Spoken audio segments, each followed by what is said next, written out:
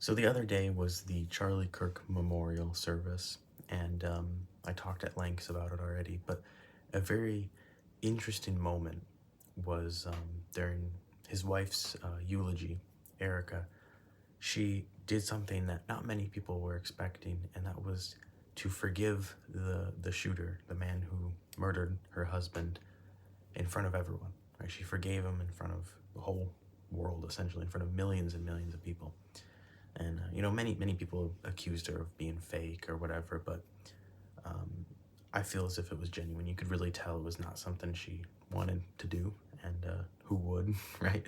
Um, and even for political reasons, right? It's not necessarily the most advantageous thing to do, right? It would be better to use it as a thing to say we're gonna go after, um, political opponents or whatever. But she made it a key point to forgive the shooter, and her whole eulogy was really beautiful. But that moment really stuck out to me because I think that takes so much strength, and I think that's something we should all learn from, especially as Christians. That we got to forgive the people who wrong us, right? And that doesn't necessarily mean that they get to get let off the hook, right? By no means, right? She wasn't calling for the shooter to be absolved of any punishment or anything like that.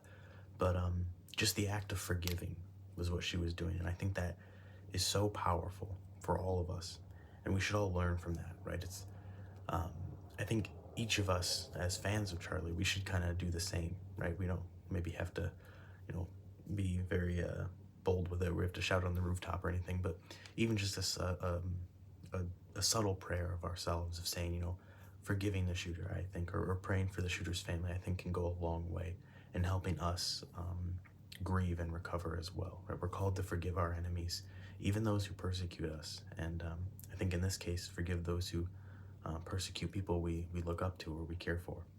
So I think we should do that. And I think that's also applicable to the people in our lives who we know personally, who maybe have a not so nice reaction to all the Charlie Kirk stuff, or maybe they are a little nasty in how they refer to Charlie, or maybe they're even happy that it happened.